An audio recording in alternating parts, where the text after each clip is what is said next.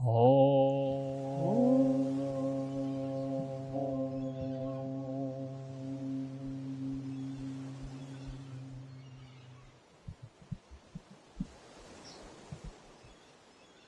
everybody. So today we're going to go through some tips to help your inversions. Pam's going to talk us through some amazing things that she's learned over the years to help us get into inverted poses. So we're going to start with a headstand, right? Yes, traditional headstand. Right. So let's go for it. So with inversions, you want to think about building a solid foundation. It's like building a house. So if you don't have a solid foundation, the house will topple over. So let's start with a traditional headstand. So first, I'll stand over here and watch. you want to make sure you're at the top of the head. So not on your forehead, not on the back of the head, but right on top. So a good tip is see if you can bring the heel of the hand to your eyebrows and the middle finger, right, it should be right at the top of the head, the flattest part of the head. And then you want your elbows no wider than your shoulders. So here, you can grab your elbows to just make sure they're not too wide. Interlock the fingers like a helmet around the head. Then you're going to place the top of the head inside. Tuck the toes, lift the knees, and see how you feel here. This may already be enough if you're new to this. But if you feel comfortable, again, try again.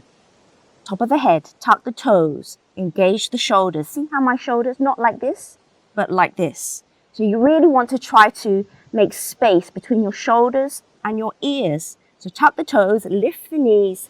Imagine there's a string attached from your tailbone, lift you up. So you want to walk as close as you can. See how my pelvis is all the way forward and see how you feel here. Maybe one leg and then you can switch. If you feel comfortable there, maybe off, both knees together. And knees are coming up. If you feel confident, straighten all the way up. Find the balance, find the strength and stability, equanimity in the breath, equanimity in the mind. And then when you exit the pose the same way, you can bend the knees. Knees are coming down. And then 1 and 2.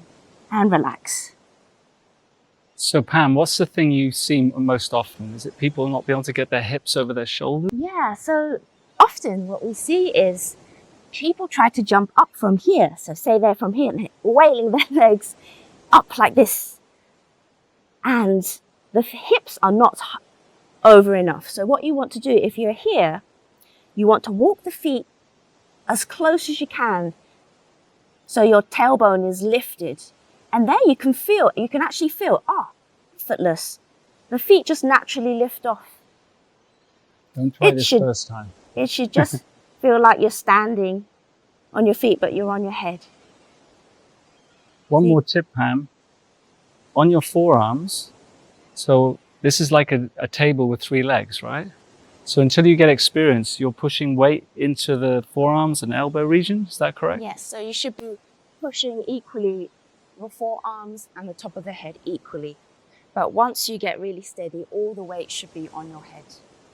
Now, the beautiful thing about headstands is there are different variations. So if you're struggling with this one, Pam can demonstrate now an easy one called a tripod headstand. So just like the tripod with the camera, you want to have 3 legs. You want to have a triangle. So the base of the triangle is where your hands are, and the top of the head is where the top of the triangle is. So make sure you have the correct alignment, not like this, otherwise you're going to fall to the other side.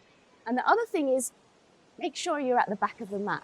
If you're at home and you're practicing this, make sure you don't have anything that you'll land on top of, like a television or a coffee table. So make sure you're at the back of the mat.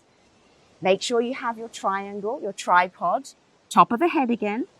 See, your elbows are stacked over your wrists, not like this. Like this. Tuck the toes, lift the hips, push strongly into the hands, the shoulders again away from the ears. You see, not like this, but pushing strongly. Again, walking the feet towards the hands, the tailbone is lifted, and then you can see one knee on top of the upper arm, and then the other one. If you feel strong here, you can lift off and maybe split the legs and feel where that balance is. Feel where the middle is. Maybe you switch the legs and then come back down the same way with control. You could practice with one knee, right, Pam? Yeah. One. You can try one. Let's just see how you feel there. But it's not here, not on the outside. Otherwise, the hips are low. You want to try and get your tailbone up. Point the foot to your seat, not hanging down here. Energy is lifting up, up, lifting. Maybe split the legs. And back down. Don't elephants love this pose? Yes. They do it on their trunk. They bring their trunk down. Elephants love this pose. So the tripod headstand, another great variation. And of course, just to refresh, you can always do the hair pose. So if you have the hair pose, let's show that again just so everybody has that clear. Grab the edges of the feet, lift the chest, and gradually top of the head coming to the floor. Lift the hips. Hands coming beside the shins. But the hips are lifted, you close the eyes. All the attention space between the eyebrows. And you can just rest there. Child's pose. And you may be asking, why is it the king of the poses? Well, because you're inverted, all fresh blood flushes the brain, all the blood is flushing down to your head. So it has a huge benefits, many different dimensions. So that's why it's the king of the poses. So for the next, could you show with a lotus pose? All right, so Pam, if you could just quickly show one more time, somebody's ready for lotus, what kind of sensation are they feeling on their hips and their feet to make sure that it's natural? Because you don't want to force it. And remember, it's not important. These are all variations based on your body type. Everybody's different. So, yeah, as Andrew said, you don't want to force the knees. So you can see, you can extend the left leg and see if you can turn the right foot and place it on the hip crease. See where you are there. That's comfortable. Maybe try the left leg on top. Don't force anything, just see. Maybe one is already enough. You can even try the lotus with one half lotus.